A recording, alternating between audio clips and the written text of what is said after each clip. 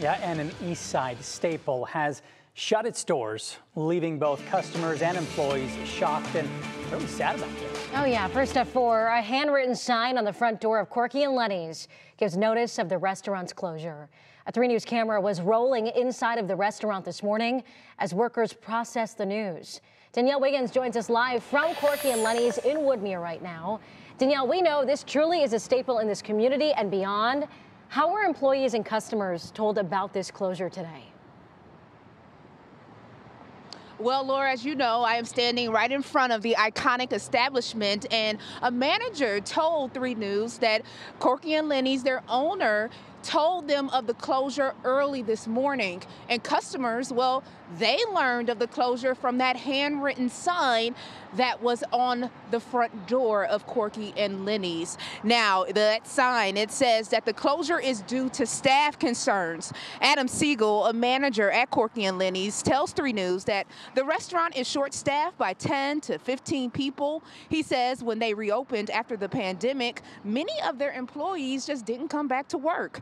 Siegel says the current owner, Kenny Curlin, who is the son of one of the original owners, has been in this business his entire life. Siegel explains how the demands of running Corky and Lenny's just became too much for Curlin. Dad, Corky, passed away in 2011, I believe. He was a great guy. Lenny's been retired and out of the business for a long time. He recently passed. And Kenny's really been running it on his own for the last 9 or 10 years. And it's too much for one person. And I think he's just tired. We're all tired. You know, it's been a tough industry post-pandemic. And the restaurant is named after the original owners, and Siegel says the iconic spot, known for their matzo ball soup, corned beef, and deli trays, first opened in 1956 in Cedar Center. Now, this location here, Siegel says, opened in 1973 and is really beloved by the community and especially the Jewish community.